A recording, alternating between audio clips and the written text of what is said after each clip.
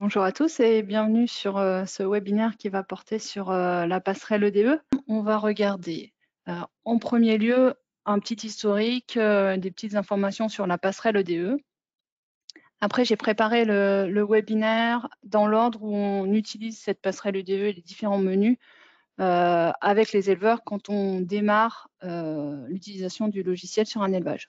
Donc en premier lieu, la partie inventaire, après la réception des données EDEL. Après, on regardera les notifications, les carissages, les envois d'IPE et on terminera par les commandes de boucle. Donc, première partie, un peu l'historique de la passerelle EDE. Donc, l'objectif de la passerelle EDE, bien entendu, c'est de répondre à l'obligation que vous avez d'identifier les animaux. Et cette obligation, du coup, elle est nationale et l'objectif, c'est d'avoir la traçabilité des différents animaux. Pour ce suivi de l'identification, en fait, il existe différentes bases de données au niveau national ou régional en France. Et parmi ces bases de données, en fait, on va retrouver une base qui s'appelle la BDNI, qui est une base de données d'identification des animaux d'élevage. Et on va retrouver une autre base qui s'appelle le SIG, qui est le système d'information génétique, et qui, lui, va regrouper les informations plus génétiques des animaux. Ce n'est pas les seules bases de données qu'il existe, hein. Il existe des bases de données pour le sanitaire, il existe des bases de données pour la partie lait avec InfoLabo, pour la partie viande avec l'Interbev, etc. Donc, il existe différentes bases de données en France. Et nous, on s'intéresse donc à ces deux-là principalement, on va dire. La première, c'est la BDNI, qui nous sert à faire l'identification des animaux et donc à avoir les passeports de vos vaches. Et à côté de ça, on va aussi utiliser le SIG avec tout ce qui est données génétiques. Et là, en fait, on va pouvoir avoir les filiations de vos animaux. Bien entendu, entre la base de données et vous, il existe de nombreux organismes. Alors, il peut y avoir le gouvernement, forcément, avec les chambres d'agriculture, avec les EDE, les ARSOE, on va avoir des bases nationales, on va avoir des bases régionales. Donc, il y a beaucoup d'échelons qui fait que il y a pas mal d'interlocuteurs en France pour la gestion de toutes ces données d'élevage. Donc les déclarations, en fait, elles sont obligatoires depuis très longtemps en France. Avant, vous utilisiez la version papier. Petit à petit, les EDO vous ont proposé des logiciels. En avançant dans le temps, en fait, certains EDO se sont regroupés avec d'autres organismes pour vous proposer des logiciels. Donc certains ont parfois changé de logiciel au cours du temps. Et puis, il y a d'autres types de logiciels qu'on appelle les logiciels détenteurs qui ont aussi la possibilité de faire des déclarations de mouvements d'animaux. Donc uniforme, hein, que ce soit uniforme sous son nom uniforme ou sous le nom de Erdmetrix pour ceux qui sont clients chez Pumatic, vous utilisez un logiciel que l'on appelle un logiciel détenteur, qui est indépendant et qui communique avec les bases de données par un mode de communication qui s'appelle le web service depuis plusieurs années. Donc avant, on utilisait un mode qui s'appelait FTP, qui avaient parfois quelques soucis de communication, donc ils ont changé le mode de communication et on est passé en web service depuis plusieurs années. Les communications avec ces plateformes, elles sont sans cesse en évolution et même les données qui sont dessus, elles sont sans cesse en évolution. Donc, on participe à des réunions nationales avec les instituts, avec les utilisateurs des différentes plateformes, avec les ARSOE pour adapter au fil du temps ce que vous allez retrouver dans vos logiciels et pouvoir s'adapter aux évolutions des différentes plateformes.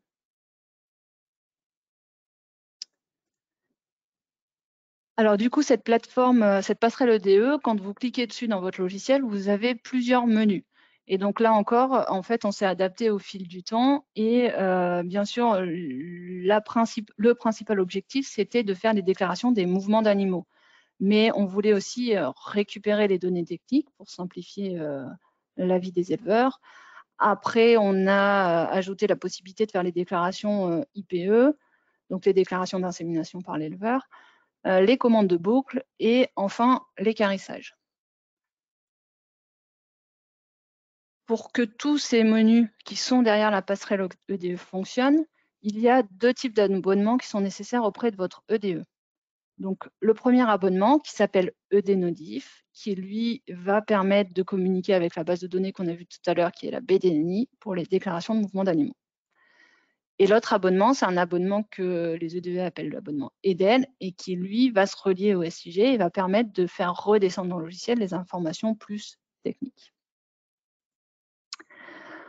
Pour ouvrir ces abonnements, vous avez plusieurs options selon le département dans lequel vous habitez ou dans lequel est située la ferme. Donc, la plupart du temps, vous contactez votre DE par téléphone ou par mail, il vous renvoie un formulaire à compléter. Dans certains départements, vous avez des formulaires qui sont directement disponibles en ligne sur les sites de la Chambre d'agriculture, par exemple. Et dans d'autres départements, la demande, elle doit être faite en ligne, mais par des sites spécifiques comme les sites d'AgriMaker en Bretagne.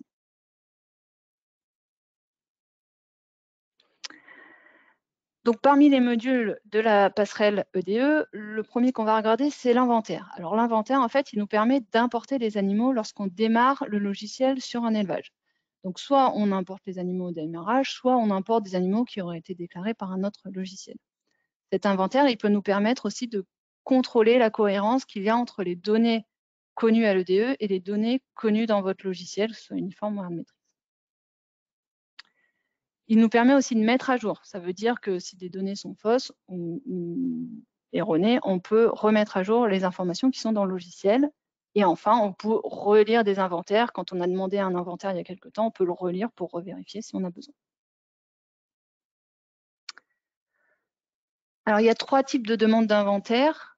La première, c'est la demande d'un inventaire total. La deuxième, c'est la demande d'un inventaire partiel. Et la dernière, ça va être la demande de dossier individuel.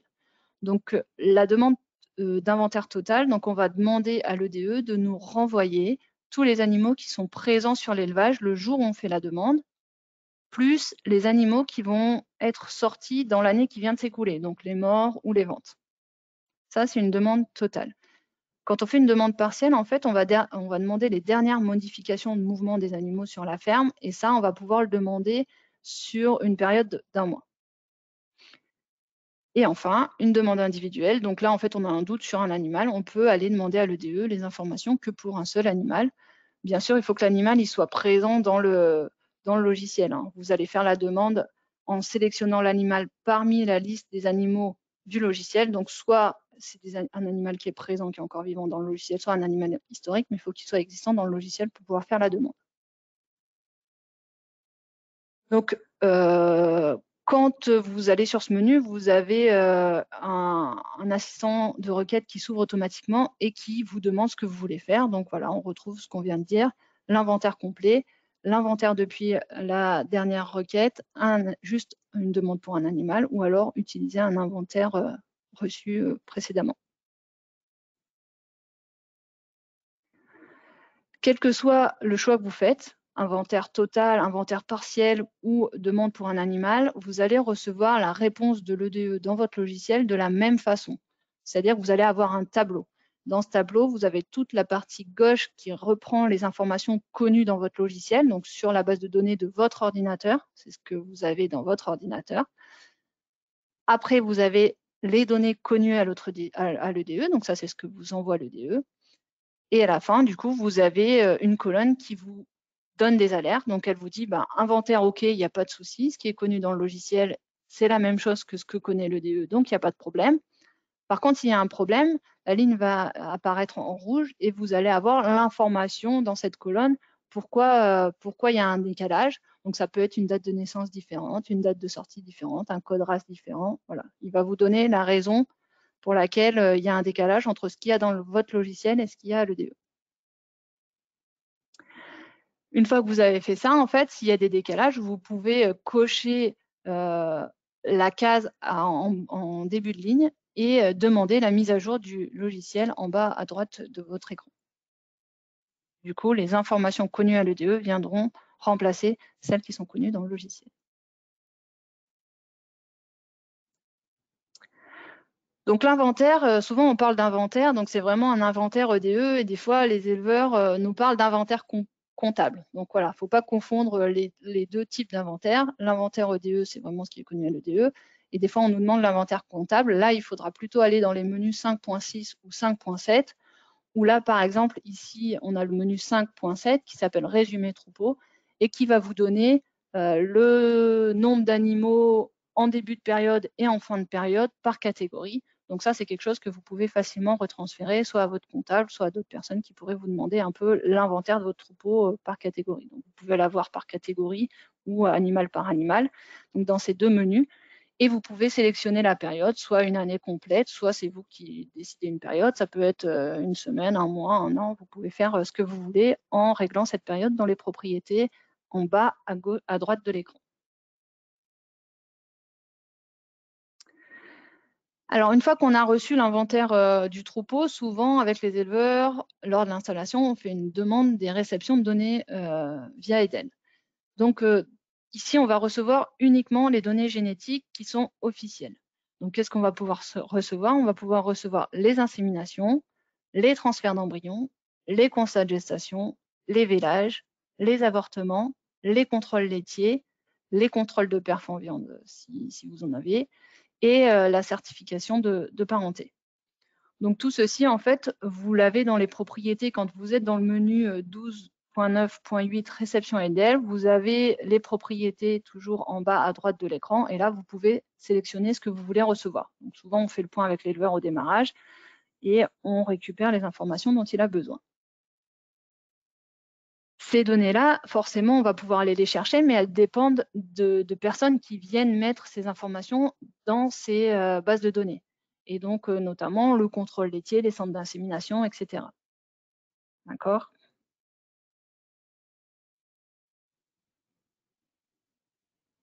La réception Edel, elle est automatisée. Ça veut dire que souvent, chez l'éleveur, on dit au logiciel, tous les jours, tu vas voir sur la base de données et tu regardes si tu as des informations et tu les ramènes dans le logiciel si tu as trouvé quelque chose pour ce numéro d'élevage, automatiquement, sans que l'éleveur n'ait besoin de rien faire. Mais vous pouvez, si vous avez besoin, donc soit faire une première réception, donc c'est ce qu'on fait quand on installe, on récupère toutes les données. Alors là, attention, une première réception, c'est une réception des données de tous les animaux présents avec tout leur historique, donc c'est payant. Souvent, quand vous faites la demande, l'EDE, elle vous avertit. Donc, après, ça dépend des départements pour le montant, mais souvent, c'est entre 40 et 60 €. Et donc ça, souvent, on le fait qu'une seule fois au démarrage. Et après, on a les mises à jour. Donc, elles se font automatiquement, mais vous pouvez aussi le faire manuellement si vous avez eu une coupure d'Internet pendant un certain temps, etc. Donc là, en fait, on va redemander les données et à partir du moment où on demande les données sur moins de 6 mois, ce n'est pas payant. On peut demander les taureaux, donc les taureaux qui sont utilisés sur la ferme, ou on peut te demander les mâles, mais depuis une certaine date. Donc là, pareil, tout ça, vous les avez dans l'assistant de réception quand vous ouvrez le menu. Il vous demande ce que vous voulez faire. Et pour ce qui est payant, il vous avertit avant que vous cliquiez.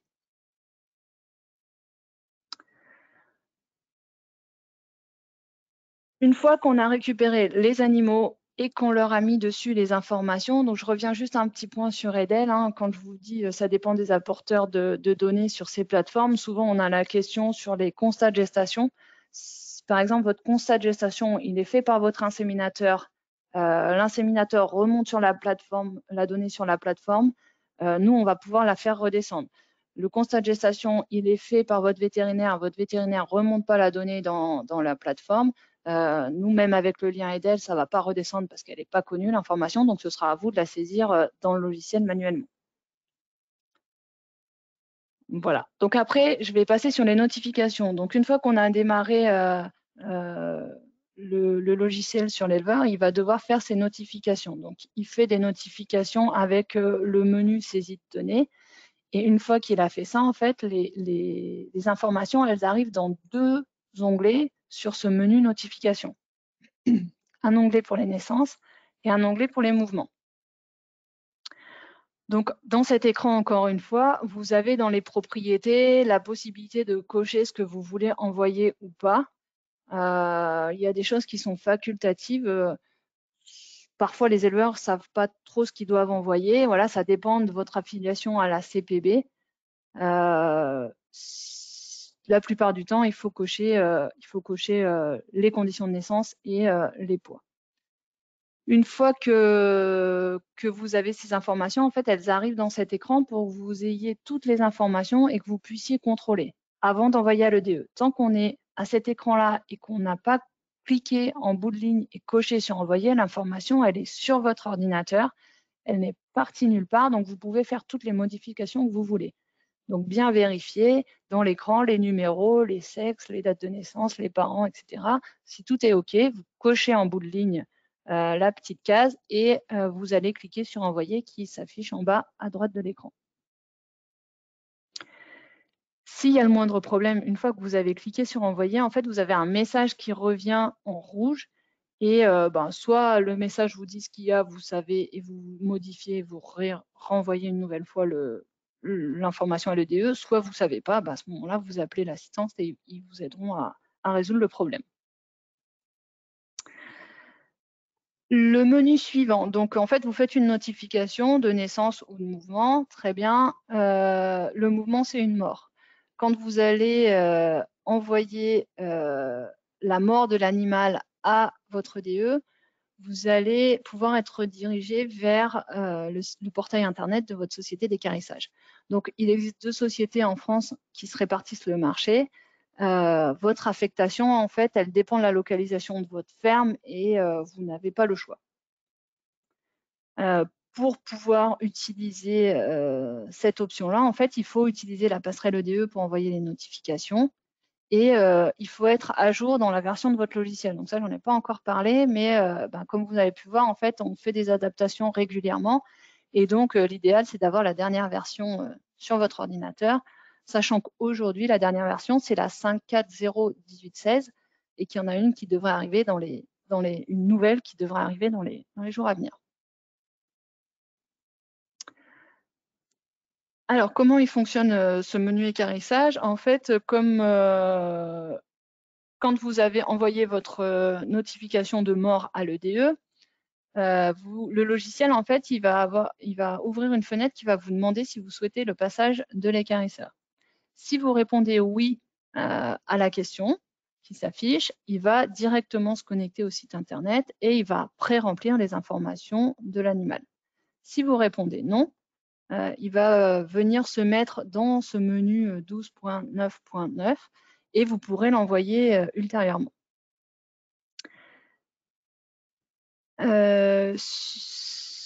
Cette fonctionnalité, elle est parfois utile en fait quand vous avez une coupure internet. Vous êtes en train ou une coupure de courant. Vous êtes en train de saisir la mort de votre animal, vous avez envoyé à l'EDE et puis là, au moment où vous voulez faire votre saisie pour l'équarrissage, vous avez une coupure internet ou une coupure d'électricité.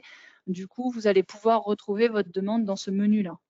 Ou alors après, vous avez un autre animal, vous ne savez pas trop, vous voulez attendre de voir s'il va mourir ou pas, vous pouvez attendre quelques minutes pour envoyer la demande et voir ce qui se passe pour l'autre animal si besoin.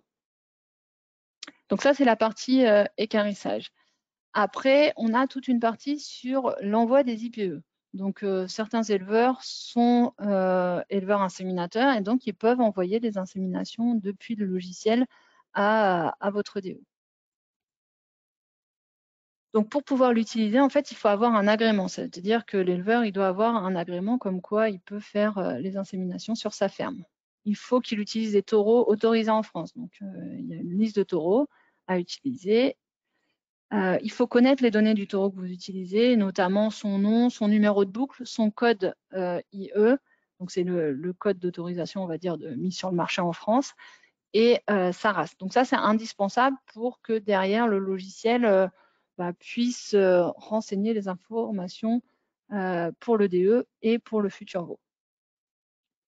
Donc, dans cet écran envoi d'IPE, en bas à droite, vous avez toujours le bouton propriété. Et là, vous allez pouvoir choisir ce que vous voulez envoyer, mais surtout, vous allez pouvoir déterminer le nombre du jour durant lequel vous voulez voir les inséminations affichées dans l'écran envoi d'IPE. Avant, dans les propriétés, on pouvait cocher saillie naturelle par un taureau, etc. Aujourd'hui, on l'a désactivé parce que le lien EDE ou l'EDE ne peut pas recevoir ces informations aujourd'hui. Donc, on l'a juste désactivé.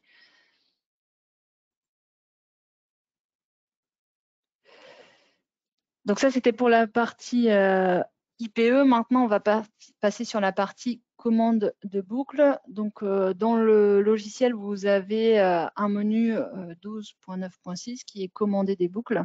Donc là, vous allez pouvoir commander la boucle si l'animal a perdu une de ses boucles. Donc là, vous allez dans la première partie de l'assistant qui s'ouvre. Vous allez pouvoir donc sélectionner si l'animal qui a perdu sa boucle, c'est une vache. Vous cochez juste les vélés. Du coup, dans l'écran d'après, vous aurez la liste des vaches qui ont déjà vélé. Ça vous fait une présélection. Donc, la première partie, c'est juste pour voir afficher l'écran suivant les animaux que vous avez ciblés. Et puis après, vous sélectionnez quel type de boucle vous voulez commander. Donc avant, il existait des boucles conventionnelles et des boucles conventionnelles de travail. Je ne pense pas qu'aujourd'hui, on puisse retrouver des animaux avec des boucles différentes à droite et à gauche. Bon, de toute façon, vous sélectionnez ici, ce qui est important, c'est soit conventionnel, soit électronique. Et dans la deuxième partie de l'assistance, du coup, vous pouvez recommander un stock de boucles. Et donc là, vous mettez le nombre de boucles que vous voulez commander. Vous pouvez aussi éventuellement commander des pinces ou des pointeaux. Et vous devez noter la référence. Donc la référence, je reviendrai dessus à la diapo suivante. Donc attention sur les commandes de boucles. Toutes les EDE n'acceptez pas les demandes envoyées par des logiciels externes. Ça change tout le temps. Donc voilà, vérifiez avec vos EDE si vous pouvez envoyer votre demande via le logiciel ou envoyez-la et contactez-les après pour vérifier si c'est la première fois que vous le faites. Donc, pour commander des boucles, en fait, il vous faut une référence. Aujourd'hui, les fournisseurs de boucles, elles répondent à des appels d'offres et normalement, vous n'avez pas le choix du fournisseur de boucles sur votre élevage. Donc, du coup, pour envoyer votre demande à l'EDE, vous avez besoin de la référence qui correspond au code NIB. Ce code-là, en fait, vous l'avez dans un catalogue de boucles. Donc, il existe sur Internet, sur le site de l'Institut de l'élevage, de l'IDEL. Donc, vous avez un catalogue de boucles. Donc là, je vous ai mis le lien en dessous. Donc, vous pourrez cliquer dessus pour aller voir. Là, j'ai pris une copie d'écran sur des boucles électroniques. Donc, on a 3 types de boucles électroniques. En fait, on a 3 fabricants différents. Le premier, c'est Datamass. Le deuxième, c'est FranceTag. Et le troisième, c'est Allflex. Donc, le code NIM de référence, c'est celui que j'ai entouré en vert ici. Pour pouvoir trouver ce code-là, il faut déjà savoir quel type de boucle vous utilisez. Donc là, le type de boucle, en fait, quand vous regardez sur vos boucles, parfois vous avez l'information. Ici, en fait, vous avez entouré FR43. Donc, la boucle, c'est la FR43 qui est ici. Et donc, je vais pouvoir retrouver le code NIM qui est ici et qui est ABE043. Ce code-là, en fait, ça correspond à des boucles HDX. Et donc, je vais pouvoir rentrer ce code dans ma commande.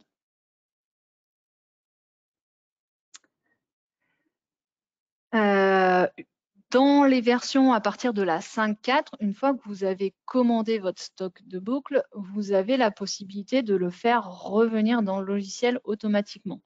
Donc, pour cela, en fait, il faut demander à l'EDE qu'elle vous renvoie ces boucles. Et là, elles vont être proposées automatiquement à chaque naissance. Donc, il va pré-remplir la case numéro de boucle complet et le numéro 4 chiffres. Donc, pour cela, en fait, quand vous faites de la saisie de données, vous avez en haut à droite un petit bouton qui s'appelle « Stock de boucle », donc le numéro 2 là sur mon écran. Quand vous cliquez dessus, vous allez avoir une fenêtre qui va apparaître. Vous vous mettez bien sur le numéro de boucle, donc le petit 3 rouge là sur mon écran. Et là, vous allez pouvoir aller cliquer sur le 4 « Demande de stock ».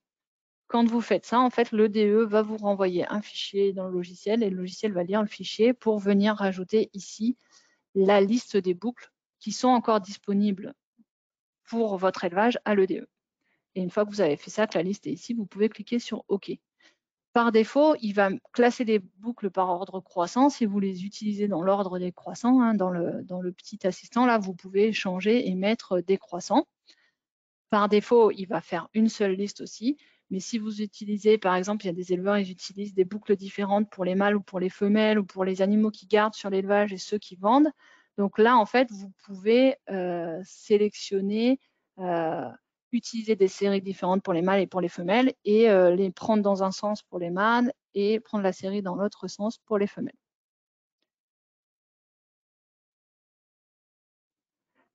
Voilà un petit peu ce que je voulais vous dire. Je vais terminer par quelques questions qu'on reçoit régulièrement à l'assistance et vous donner les réponses qui correspondent. Et puis après, je vous laisserai la parole. Donc, première question qu'on reçoit régulièrement, c'est j'ai un veau mort-né, mais j'arrive pas à lui mettre une boucle. Donc ça, en fait, ça arrive régulièrement au démarrage parce que dans certains départements, vous avez l'obligation de mettre une boucle sur un veau, même si c'est un mort-né, et dans d'autres départements, vous n'avez pas l'obligation de lui mettre une boucle. Donc en fait, quand vous saisissez une naissance, vous allez saisir le village sur votre vache et après, vous allez passer sur les informations pour le veau. Et dans les informations pour le veau, il y a une question qui vous dit sur l'élevage. Et là, vous avez comme possibilité de réponse oui, non ou mort. Si vous cliquez sur non, sur mort à cette question sur l'élevage, automatiquement, le logiciel, il passe les étapes de boucle et le veau va être mort-né sans boucle. Si dans votre cas, vous devez absolument mettre une boucle sur le veau mort-né, il faut faire la naissance comme si le veau était vivant et après saisir la mort tout de suite après et envoyer les informations à l'EDE. Dans ce cas-là, le veau mort-né aura une boucle envoyée à l'EDE. Deuxième question, je ne retrouve plus une vache. Donc effectivement, dans le logiciel, les animaux restent constamment dans le logiciel. Donc vous avez les animaux présents que vous pouvez rechercher très facilement, mais tout l'historique des animaux reste aussi dans le logiciel. Donc parfois, il arrive que les éleveurs, ils aient vendu une vache ou ils aient enregistré la mort sur une vache, ce n'était pas la bonne et ils ne la retrouvent plus. Donc pour retrouver une vache, en fait, il suffit d'aller rechercher l'animal dans les animaux historiques et ensuite de supprimer dans sa fiche le mouvement de mort ou de vente pour que l'animal revienne dans les animaux présents sur l'élevage. Autre question, pourquoi les saillies de mon taureau de ferme ne remontent pas à l'EDE? Donc ça, j'en ai parlé rapidement tout à l'heure. En fait, vous pouvez envoyer les inséminations que vous faites si vous êtes éleveur IPE. Vous pouvez enregistrer la saillie par taureau dans le logiciel si vous avez un taureau à la ferme. Mais par contre, en fait, on ne peut pas envoyer la saillie du taureau à l'avance, on va dire. L'information, elle va être envoyée à l'EDE au moment de la naissance du veau. Si vous l'avez enregistré, vous avez l'information dans le logiciel. Au moment de la naissance du veau, l'EDE sera informé de qui est le père. Après, il y a deux options. Soit le père, vous l'avez fait prélever et à ce moment-là, génétiquement, avec un prélèvement de cartilage ou autre, et à ce moment-là, il est connu au niveau de l'EDE et il va être noté en tant que père sur le passeport de l'animal au dos de la carte. Soit il n'est pas connu, vous ne l'avez pas fait prélever et vous envoyez l'information, mais il ne sera pas noté au dos du passeport du nouveau-né.